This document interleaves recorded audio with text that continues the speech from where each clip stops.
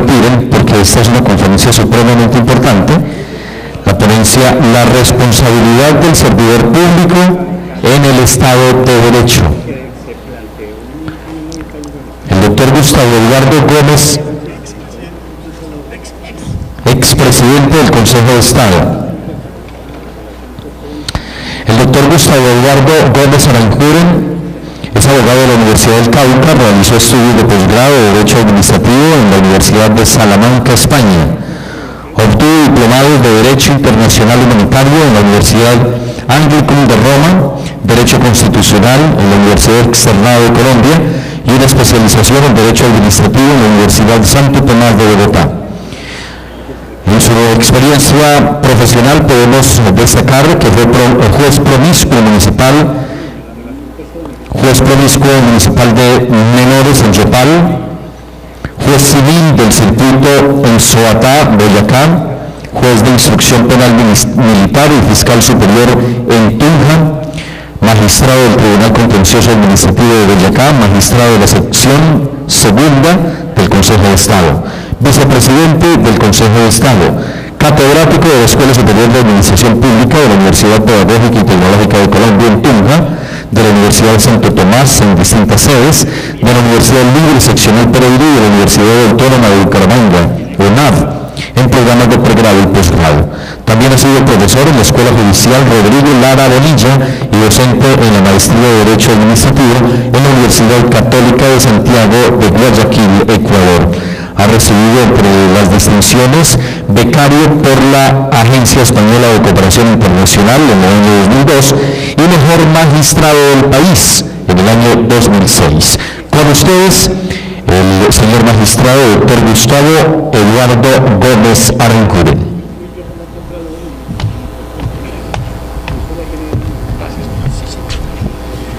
Bien, como el señor maestro de ceremonias lo ha indicado, nuestra comparecencia a este panel organizado por la auditoría tenía por objeto hacer un análisis acerca de la responsabilidad de los servidores públicos. Sin embargo, observando la composición de este auditorio, me parece a mí que es más importante tratar un asunto de orden nacional, de importancia nacional, porque toca con una labor imposible, y es que los ciudadanos del común, ustedes y nosotros, tengamos alguna idea, o a lo mejor una clara idea, de lo que le va a suceder a nuestra Constitución en el campo específico de la justicia. Así que hemos decidido, con la venia de la coordinación de este evento, ocupar su tiempo para que ustedes se interesen un poco más por algo bastante complejo que atraviesa la nación, y es más complejo en la medida en que nosotros no sabemos qué es lo que está pasando. Y sin embargo somos los sujetos pasibles de estas determinaciones, y es Pereira la destinataria de una voluntad que recoge el mandato que nos ha dado la mayoría de los magistrados y jueces de Colombia. No hablo en nombre de las altas cortes, hablo en nombre del bloque de hombres y mujeres que todos los días a lo largo y ancho del país le ponen el pecho a la brisa y tratan de lograr que en este país, como lo decían mis antecesores, se cumpla la consigna del Estado Social de Derecho, que no es nada distinto a lograr, a conseguir que los derechos fundamentales que realizan la dignidad humana tengan eficacia en la vida de relación y además, sobre todo, sean nuestra defensa frente a los abusos del poder. Poder del Estado, poder de quienes tienen más recursos económicos, poderes de los estamentos armados, poderes de los medios de comunicación que crean realidades ficticias, poderes contra nosotros mismos en tanto desdecimos de nuestra condición de ciudadanos. Esa es la Constitución, esa es la labor del orden jurídico, esa es la función esencial que tiene el juez de la República. y en la medida en que desde hace 4 años hay una tendencia recurrente por modificar la carta política de ustedes los colombianos en el componente justicia, es un deber básico de todos nosotros saber qué quieren los que nos dirigen, cómo honran los que nos dirigen el mandato que le hemos dado en las urnas. Ustedes mandaron, propusieron y aprobaron las listas y los nombres de quienes están en el Congreso de la República. Vamos a verificar si ese mandato que nosotros como constituyente primario hicimos para que profundicen los derechos de los ciudadanos, para que profundicen el Estado Social de Derecho, para que sea posible y real una dignidad en esta patria y en este suelo nacional, de respeto por los ciudadanos, de respeto por la vida, de respeto por los valores esenciales de cada uno de nosotros, si eso es verdad que se está cumpliendo, o qué tremenda manipulación, qué tremenda encerrona le cierne el futuro al pueblo colombiano. El asunto es más complejo de lo que ustedes creen. Voy a tomar un poco de su tiempo y, como lo he manifestado hace un instante, es posible que esto sea un asunto de orden nacional, de importancia nacional, porque está involucrado todo el pueblo colombiano, los 47 millones de habitantes que no están en el mínimo club de quienes son los dueños de este país. Creo que es, a veces pienso, una labor imposible. Porque luchar contra la cultura y buscar la claridad y la lucidez es una tarea que lleva siglos, es una tarea descomunal, porque no hay cuestión más tremenda, más compleja que ver la luz cuando se opta por la ceguera. Y no porque seamos ciegos biológicamente, sino evidentemente porque nosotros culturalmente nos hemos empeñado en no ver. De tal manera que es Pereira, y lo hago con todo el cariño de mi alma, porque indudablemente ustedes, como lo dijo María Victoria, representan esa parte mejor del pueblo colombiano. Seguramente el compromiso de quienes tenemos responsabilidades públicas, quienes tenemos en nuestras manos la tarea de modular la ética pública a través de nuestras decisiones y representar la justicia. La justicia es un concepto abstracto, pero que finalmente se concreta en cada ser humano que ejerce una función de dispensar la justicia y hacer realidad la Constitución. Entonces, es Pereira el primer escenario, el primer evento en donde tenemos oportunidad de referirnos a la sociedad civil. Voy a concentrarme en que ustedes conozcan cuál es el alcance, la motivación, el propósito de la modificación de la justicia. Y qué tremenda estructura de líneas cruzadas que nublan el horizonte y de alguna manera perturban la percepción de la realidad y modulan las conciencias y crean las opiniones generalizadas, acríticas, para garantizar un estado de cosas que nos perjudica a todos, pero que entendemos en ese estado de ambigüedad que es lo mejor que puede suceder. Es la justicia en el país de los ciegos. Es ese término que a todos conmueve y a todos convoca, que nosotros definimos como la búsqueda de la justicia, que es la reivindicación de cada uno de nosotros. Cuando estamos tristes, agobiados, cuando nos sentimos acongojados por las perturbaciones de la vida, por los fracasos personales, en el fondo pensamos que la vida es injusta. Pero esa vida injusta, esa vida colectiva injusta, tiene referentes, tiene elementos de cohesión colectiva, y es que los estados se organizan para que la gente viva en justicia. Y ese anhelo de convivencia equilibrada, humana, civilizada, se concreta en el juez que representa la justicia. Por eso, si tuviéramos un país, una sociedad donde esa lámina de la diapositiva no fuera verdad. Cualquier toque que se le hubiese por hacer a la justicia tendría inmediatamente una reacción colectiva de todos los ciudadanos. No es así. Hemos degradado la noción de justicia en este país, hemos manoseado a nuestros magistrados, los hemos calumniado, hemos enlodado el honor, hemos hecho el lugar común del epíteto de delincuentes a quienes ejercen la magistratura en este país. Entonces hemos perdido la fe y por lo tanto dejemos que el Congreso y el Presidente de la República hagan lo que puedan para salvarnos. Es lo que piensa el ciudadano del común.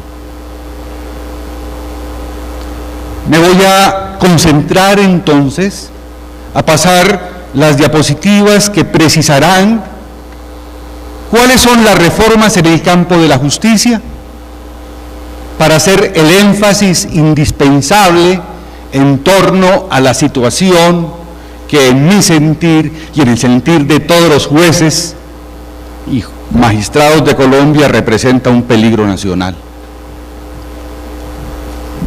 El sexto debate de 8 que tienen los trámites de reforma constitucional llegó a las siguientes precisiones.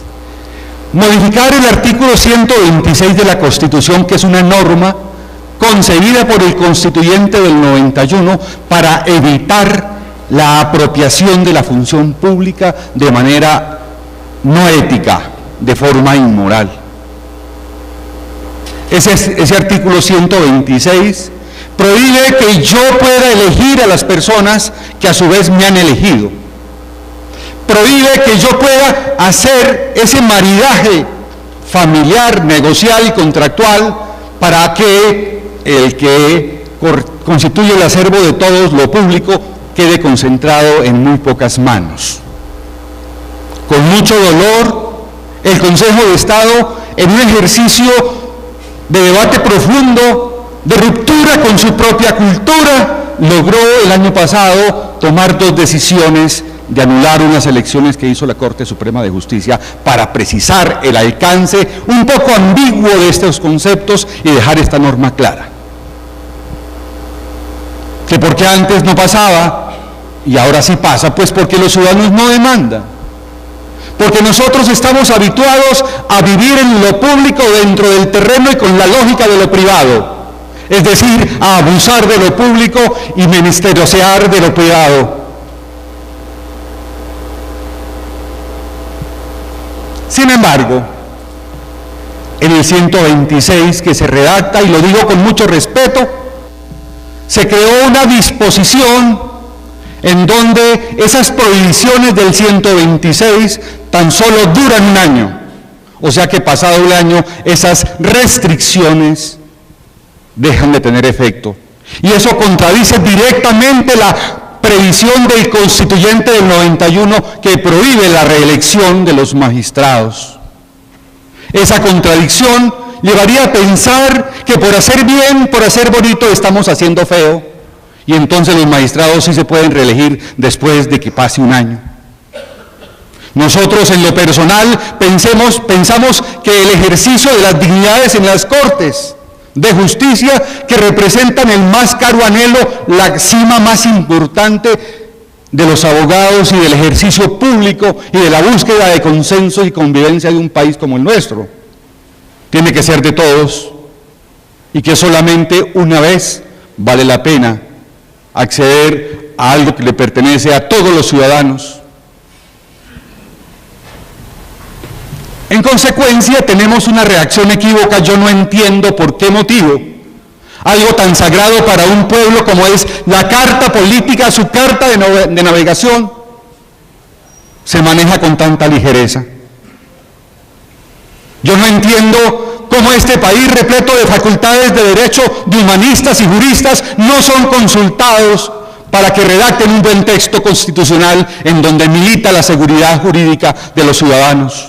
No entiendo por qué las cámaras legislativas ni el gobierno nos permitieron hablar. pero hablar con razón de escucha, no con razón de protocolo. No entiendo.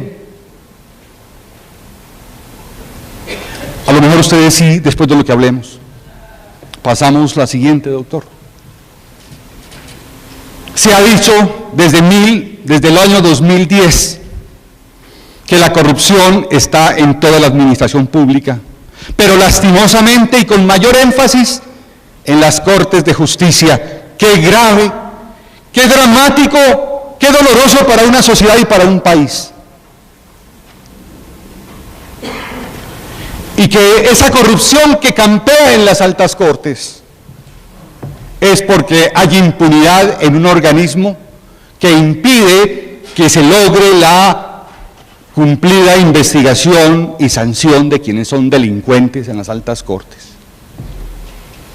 En consecuencia, el problema se agota si tenemos un buen mecanismo de vigilancia, de policía en las altas cortes y en los aforados para que los investiguen, los sancionen.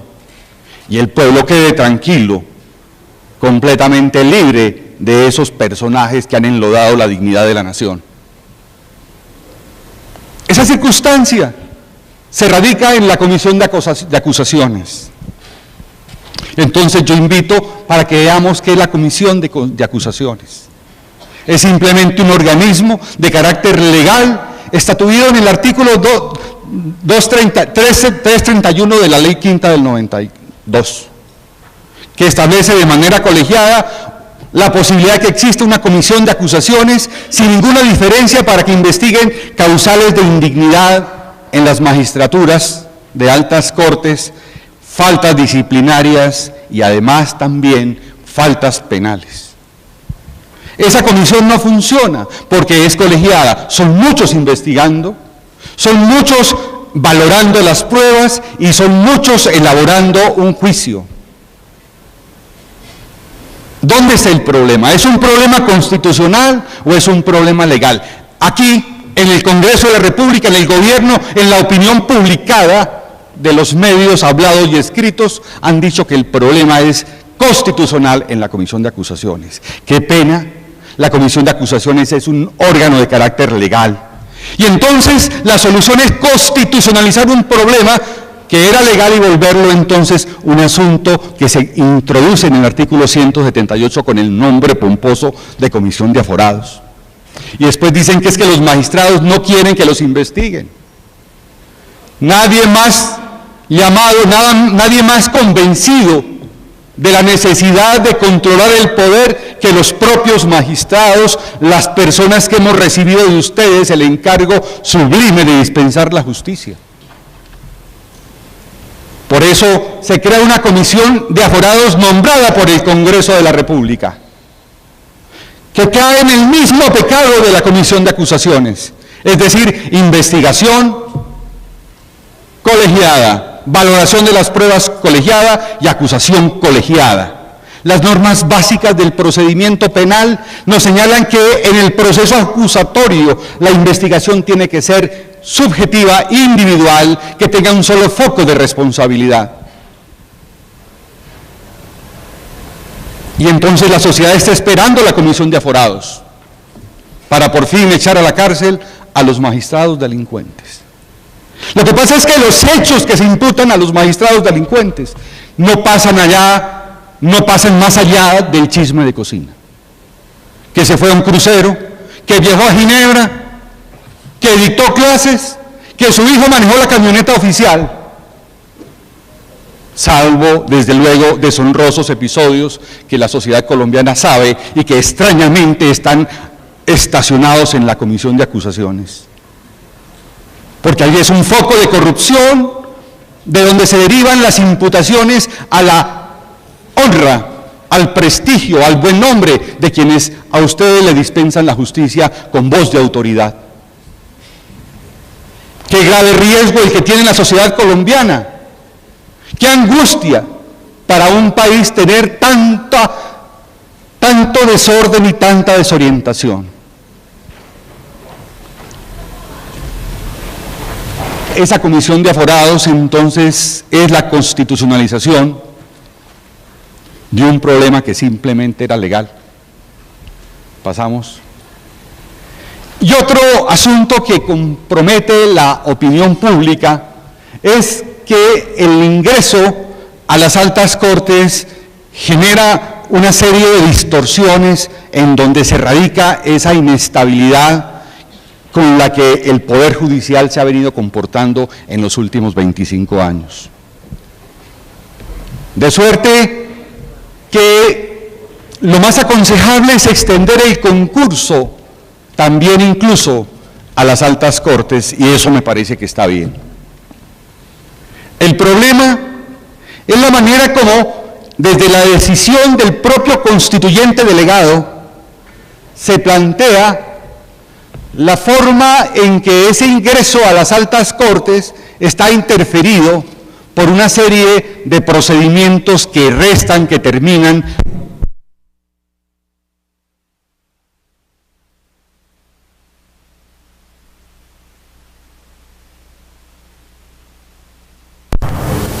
¿Listo?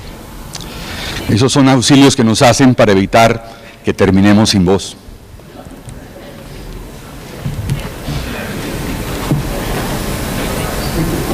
Cuando hablamos de autonomía judicial, de independencia judicial, no estamos pensando en privilegios de los magistrados y de los jueces.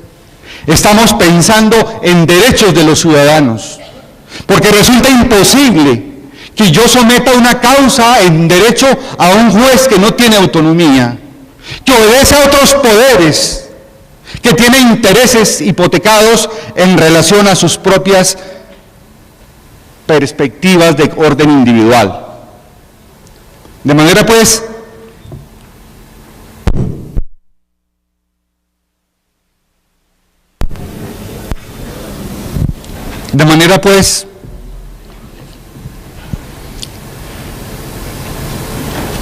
que el ingresar a la manera como el Poder Judicial se integra y se reintegra equivale no más sino a culminar con el principio constitucional, no de Colombia, de toda la civilidad de los países desarrollados con contenidos humanísticos, de tener jueces autónomos e independientes para garantizarle a los ciudadanos la posibilidad de que tengan una justicia justa.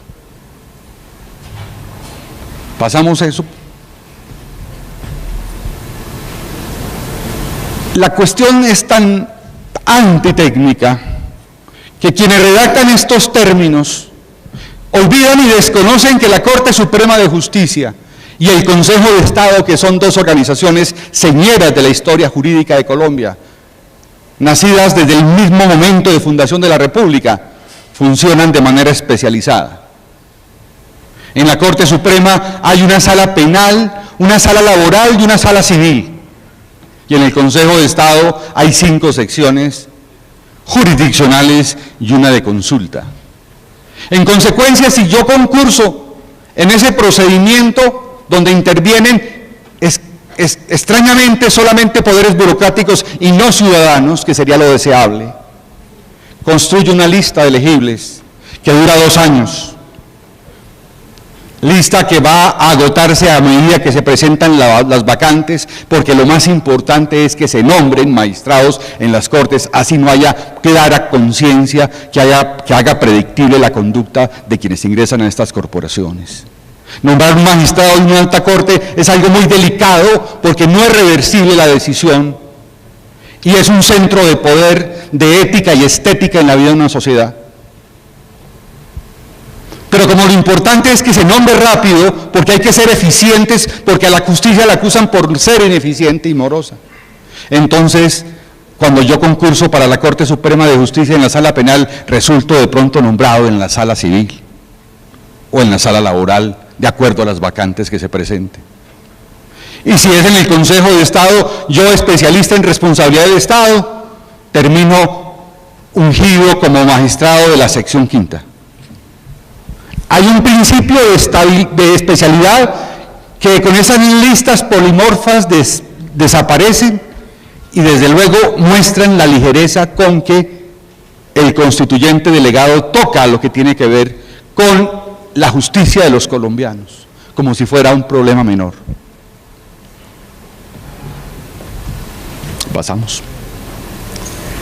Y viene el punto esencial, que es el Consejo Superior de la Judicatura.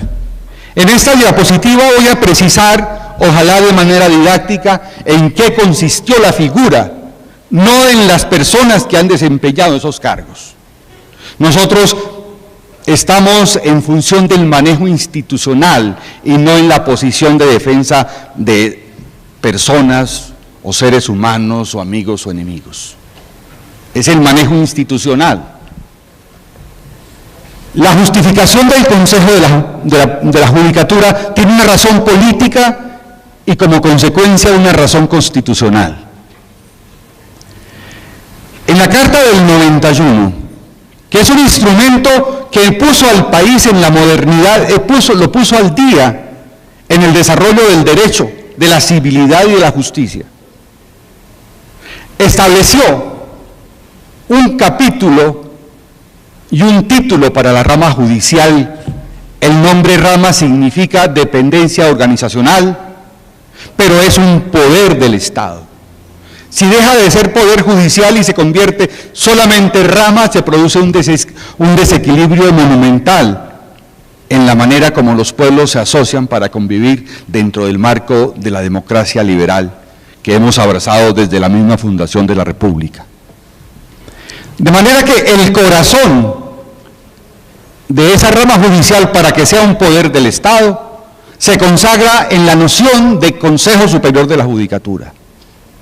Sus funciones, desde el punto de vista operativo, organizacional y de sus dinámicas, consisten en elaborar el presupuesto, es decir, manejar con autonomía los recursos que los colombianos necesitan para tener una justicia próxima, inmediata, eficiente, transformadora de la realidad, vindicadora de las injusticias, límite real a los abusos de poder.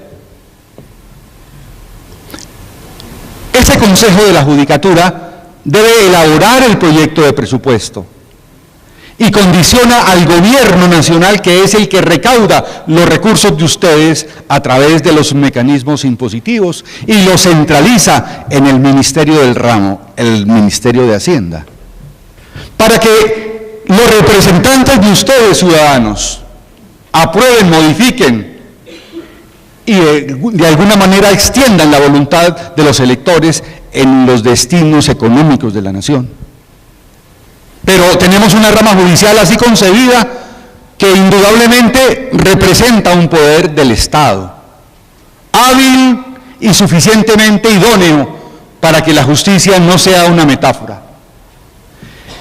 El manejo del territorio, la cobertura de esos 10.000 kilómetros cuadrados de nuestra patria, la cobertura con el juez como elemento dignificador de la vida ciudadana, símbolo concreto de lo correcto, alternativa real de los seres humanos que sufren la desigualdad que vivimos en Colombia, se han cubierto realmente por un órgano independiente que no sesgue, que no traicione el principio de equidad y cobertura que supone poner en cada pueblo de Colombia, en cada ciudad de Colombia, el número de jueces que los ciudadanos necesitamos.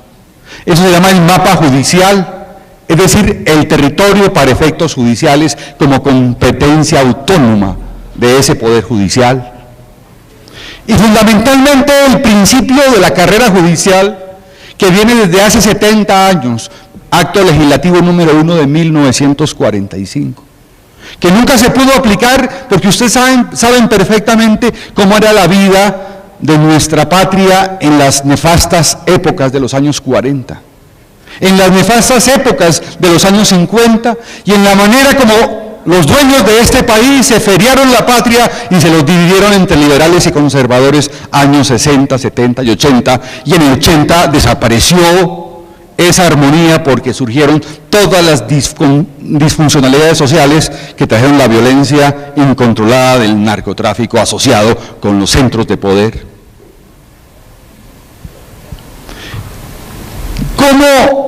pensar en carrera judicial en estas épocas. Finalizando la década del 70 se impuso la carrera judicial para evitar que la forma como se administraba la justicia con la cooptación impuesta desde 1957 por el dictador Rojas Pinilla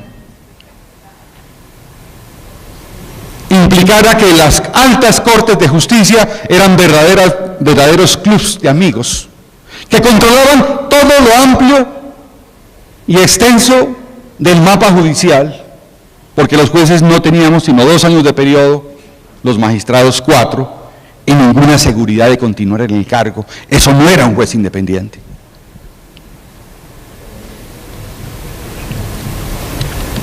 La carrera judicial entonces es un elemento fundamental de la organización de cualquier poder judicial y esa es una tarea del Consejo Superior de la Judicatura. En síntesis, la estructura de la rama le permite a su órgano de administración crear cargos, fusionar empleos, trasladar funcionarios o suprimir tribunales o juzgados de acuerdo a las necesidades. Y esa es la razón de ser de la autonomía, tanto administrativa como presupuestal y económica. Pero hay algo mucho más importante que la gente no sabe. Es el mecanismo, es el síntoma a través del que nosotros descubrimos dentro de la organización del Estado si somos o no somos un poder.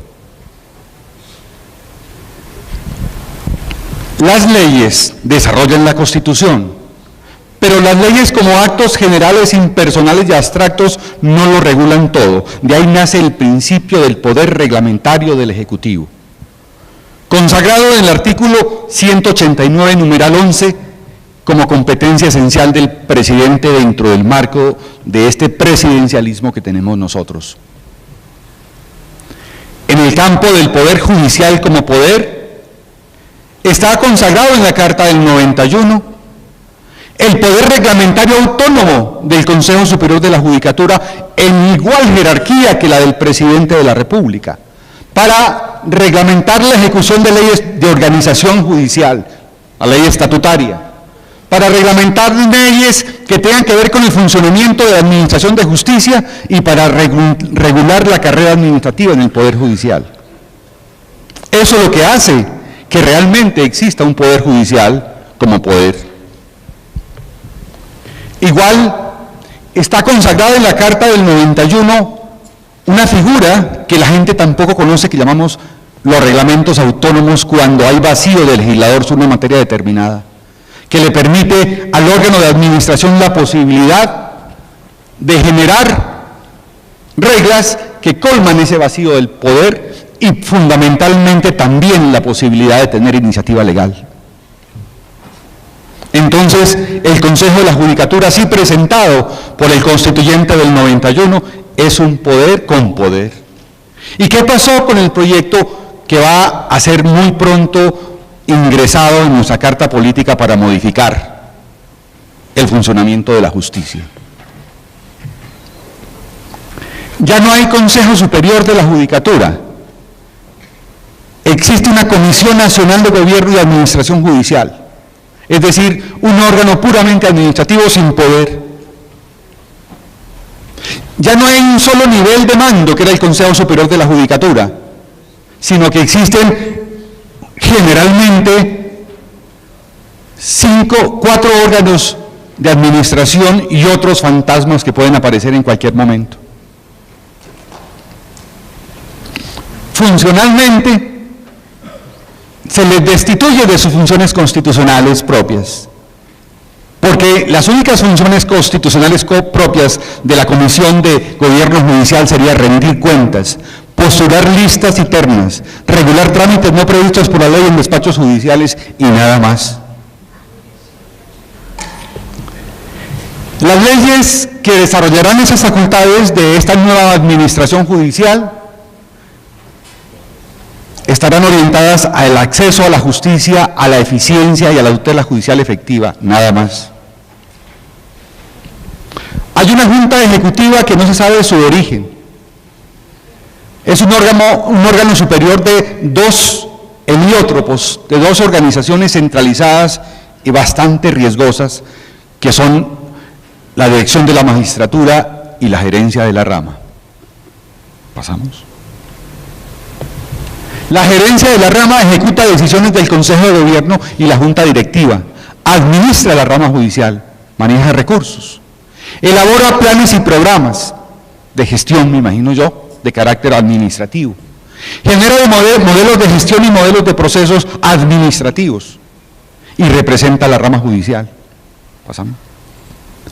La dirección de la magistratura administra la escuela judicial, administra la carrera, realiza los concursos, designa en propiedad a todos los servidores públicos de la justicia, desaparece la figura del juez de la República, al juez le nombran el secretario, los empleados y al citador, y vigila, lo más grave, el rendimiento de los funcionarios en los despachos judiciales. Es decir, los jueces a partir de este momento han perdido la independencia, pierden la capacidad de sentirse respaldados en un estatuto fuerte, guiado por el derecho, y quedamos sometidos a la eficiencia, a la eficacia y a la productividad. Lo único que queda, pero degradados, más o menos como viene funcionando, es lo que llamaban la Sala Administrativa del Consejo Superior de la Judicatura, para llamarse Función Jurisdiccional Disciplinaria, con una comisión nacional. Ya no son magistrados.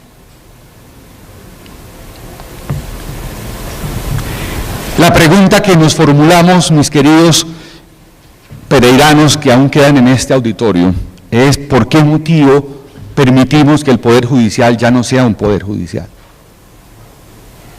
¿Eso a quién le duele? Podría decirse, ese es un problema de quienes están ahí en la judicatura, que bien malos que son. Pues no. Quienes estamos en la judicatura somos esencialmente contingentes y transitorios. Ese es un problema de ustedes, del pueblo colombiano, que ya no va a tener un Poder Judicial estatuido como poder. Ya no va a existir una Corte Suprema, una Corte Constitucional y un Consejo de Estado independientes y autónomos. Ya los magistrados de tribunal y de juzgados van a temer a ese señor director de la magistratura, que será un funcionario parecido al fiscal que nadie aborda y que dirá cuándo cumplió inadecuadamente el servicio, cuántos puntos perdió por las moras, y seguramente que se irá a su casa cuando baje el banco de activos que tiene para poder ser más o menos tolerable en el ejercicio de la función. Hay un cambio copernicano, es decir, un cambio de 90 grados en lo que ha sido el Poder Judicial de Colombia, al quien le debemos la majestad y la estabilidad de la República, a quien le debemos la construcción que se ha hecho en términos de derechos fundamentales. Vean ustedes cuál es el trabajo de los jueces, que en los noticieros y en las columnas de opinión no se ven. ¿Qué hacen los jueces del Estado Social de Derecho? Los jueces del Estado Social de Derecho evitan que los gobiernos de turno manejen los recursos energéticos, hidroeléctricos, a gusto del inversionista privado. Los jueces del Estado Social de Derecho rescatan los principios básicos de los servicios públicos. En una sociedad y en una nación donde los servicios públicos son un negocio, han sido entregados a las personas que tienen capital para invertir. La salud, desde el año de 1993, dejó de ser un servicio del Estado y se convirtió netamente en un negocio. Y por supuesto, los jueces, con las armas de la Constitución y la razón, lo que hacen es prodigar la justicia a los sectores más deprimidos de la población.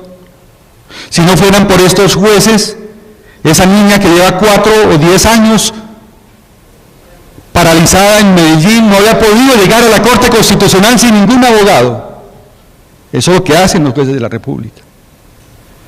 Tantas personas de la tercera edad, en el ocaso mismo de la vida, en el degeneramiento del cuerpo, que necesitan lo básico para poder tener dignidad, pañales, alimentación, cuidado. Si no hubieran estos jueces, obviamente morirían encerrados en concentraciones deplorables que deshonran la vida. Porque nuestra sociedad está acostumbrada solamente a ver lo que los modelos de carácter estético comercializan como lo bueno y lo correcto. Si no fuera por estos jueces, la seguridad social que acabó la Ley 100 del año 93 en materia de pensiones y riesgos profesionales sería aún mucho más desastrosa. Fíjense ustedes que los seguros sociales, que eran el organismo que manejaba los aportes de pensión de los trabajadores de Colombia, los suprimieron porque se robaron la plata que le daba fundamento financiero a esa entidad. Lo mismo pasó con la Caja Nacional de Previsión. Sin embargo, los jueces del Estado Social de Derecho aún existen, aún respiran y aún protegen a los ciudadanos frente a los fondos de pensiones cuyo portafolio de inversión supera el presupuesto nacional.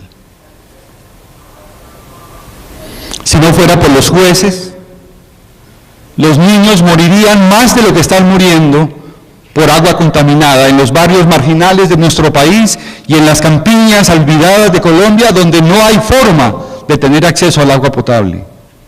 Los jueces tomaron decisiones e impusieron ese derecho como un deber del Estado. Si no fuera por los jueces, 6 millones de compatriotas nuestros, desplazados por la violencia que impusieron las clases dominantes en este país, no tendrían auxilio del sostenimiento mínimo para decir, por lo menos pomposamente pero sin contenido, que viven en más o menos dignidad, sin empleo, desarraigados, sin familia, sin recursos, sin vivienda, sin educación, sin salud. Lo único que ha brillado ahí son las decisiones de los jueces. Y ese océano interminable e innombrable de lo que llamamos las víctimas de esta sociedad absolutamente desequilibrada y delirante. Si no hubieran los jueces del Estado Social de Derecho, esas víctimas no habrían sido reivindicadas, que eso desde luego cuesta dinero, y la vivienda. Si no fuera por los jueces, no había el principio de derecho a la vivienda digna con la cual nos defendemos de los urbanizadores piratas. Y el medio ambiente que la auditora mencionó al principio. Si no fuera por los jueces, depredarían las minerías ilegales y las legales todo el recurso de nuestras tierras, de nuestra patria, de nuestras regiones, de nuestros ríos, de nuestras fuentes de aguas. Se secarían inmediatamente porque en la sociedad que vivimos es más importante los recursos del dinero, el valor del dinero, que la contemplación de la esencia de la vida en la naturaleza. Y las minorías y la discriminación. Cuando nosotros tenemos una sociedad mestiza, integrada por población ancestral que llamamos indígenas, población de aquella que se fusionó con nuestros ancestros, que son los afrodescendientes. Cuando tenemos ese misterio profundo que existe en cada ser humano en su individualidad y en su expresión de género y en su sexualidad. A los homosexuales los han perseguido las autoridades del Estado, les han constituido la noción innombrable de seres humanos de tercera o de cuarta categoría. Si no fuera por los jueces, esas personas estarían condenadas a la ignominia, supuestamente en un Estado constitucional.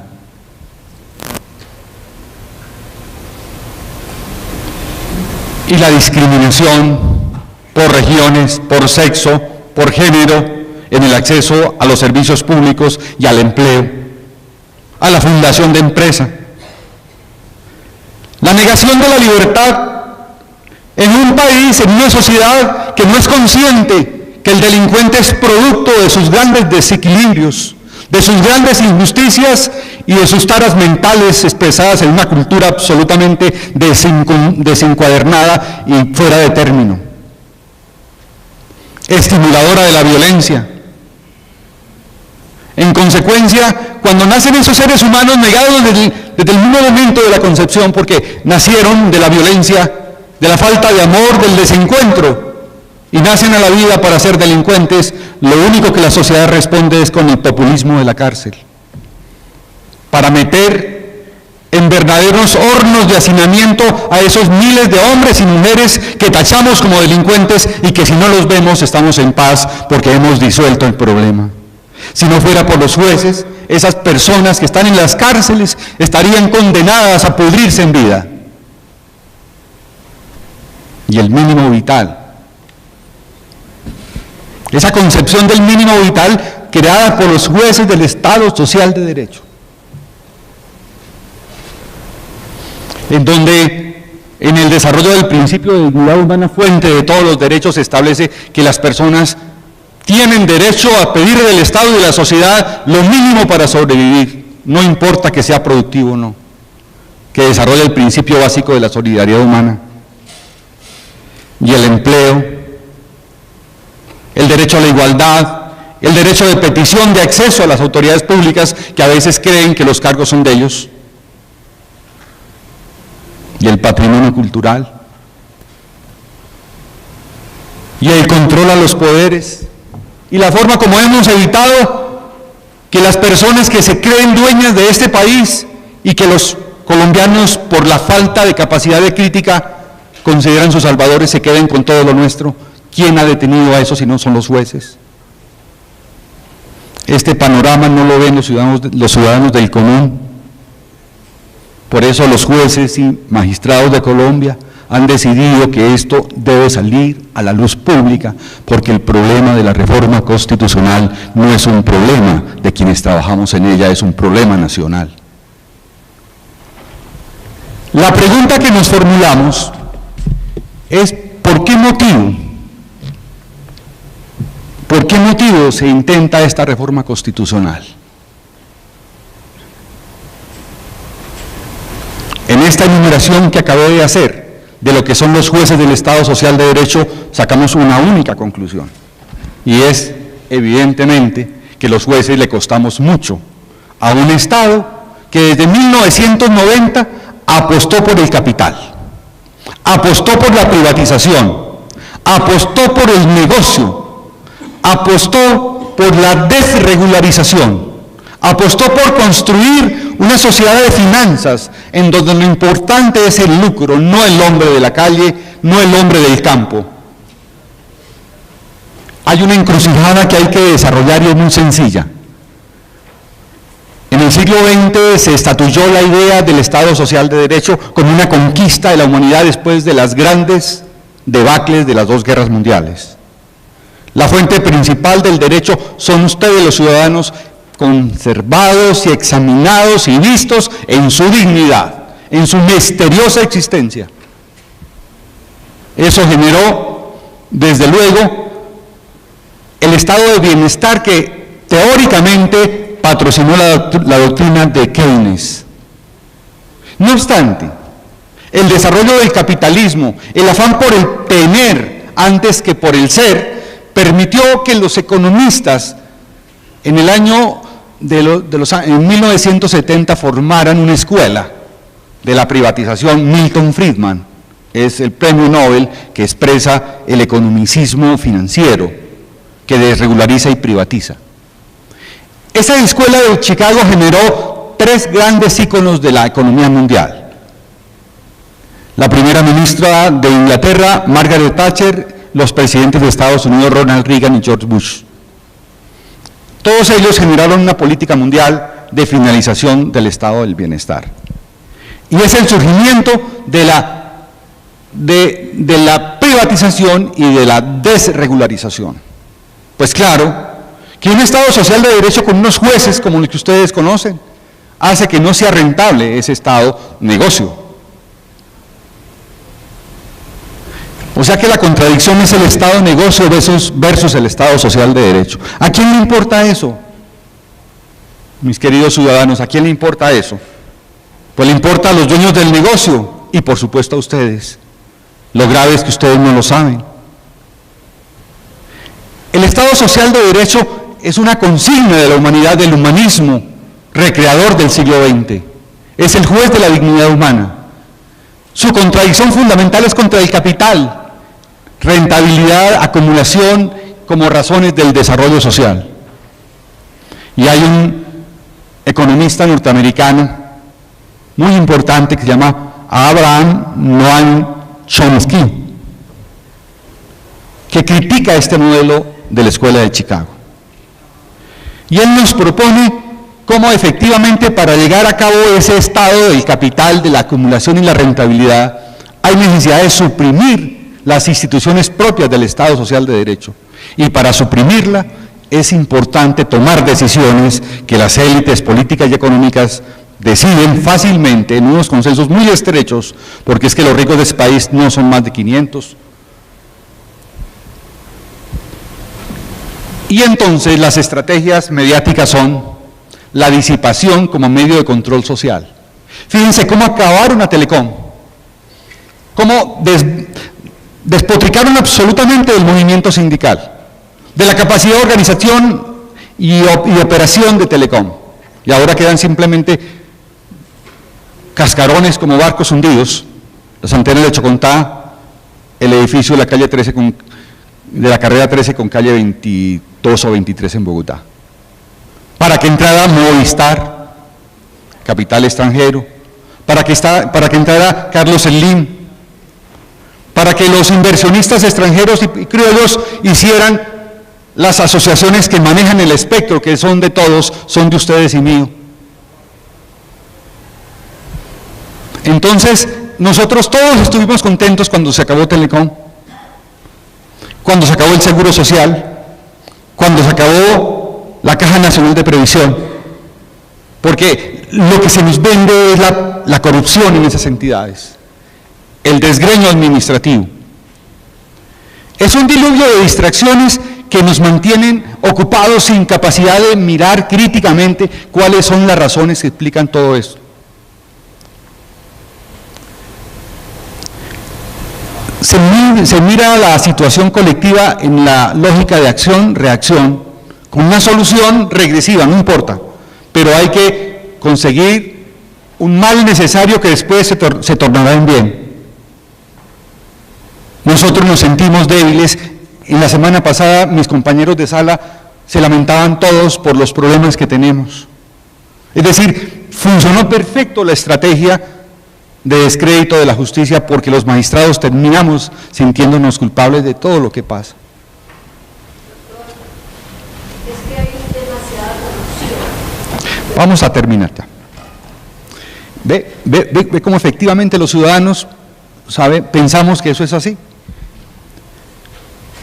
Utilizamos el aspecto emocional mucho más allá que la reflexión. Es un cortocircuito en el análisis racional. Mantenemos al público en la ignorancia, en la mediocridad y estimulamos la complacencia por esta circunstancia. Reforzamos la autoculpabilidad y obviamente desconocemos que nos conocen más los otros que lo que nosotros podemos conocernos a nosotros mismos. ¿Cuáles son los problemas reales de Colombia en materia de justicia? Miren ustedes, tenemos 48 millones de habitantes y solo tenemos 4.879 despachos judiciales. Piensen en eso. ¿Por qué no invertimos en el 1.5 del presupuesto nacional? En el ejercicio de la insurrección armada invertimos más de la mitad del presupuesto nacional. Vuelve atrás un segundo. Entonces piensen ustedes, ¿cómo podemos atender con 4.600 despachos a 48 millones de habitantes? ¿Cómo? Y obviamente el Estado no se preocupa por crear juzgados. No se preocupa porque no le interesa. Sucede que nosotros queremos entrar al club de los países desarrollados, que es la OCDE.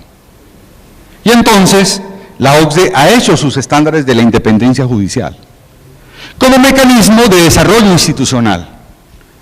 Y vean lo que la misma OCDE, que es la aspiración de quienes dirigen este país, presenta una realidad bien complicada.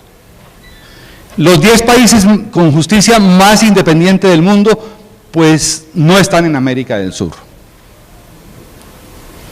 Y en América del Sur, nosotros que tenemos un orgullo patrio bien cimentado, porque indudablemente los colombianos hemos hecho cosas importantes, estamos por debajo de El Salvador, de Bolivia, de Ecuador, de México, de Brasil, de Costa Rica, de Chile y de Uruguay, según los parámetros de la OCDE. La pregunta con la que yo quiero terminar es precisamente qué hay detrás de todas estas modificaciones que están dirigidas en forma directa a desmontar el Estado Social de Derecho. La palabra la tienen ustedes.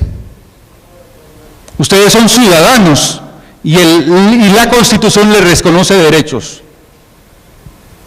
Esto parece que no tiene reversa y por lo tanto la única alternativa que nos queda a los que somos capaces de sentir un poco más allá de la manipulación es generar un movimiento ciudadano de resistencia para rescatar, para volver a fundar la Constitución del 91 con el eje fundamental que es el juez, Estado Social de Derecho.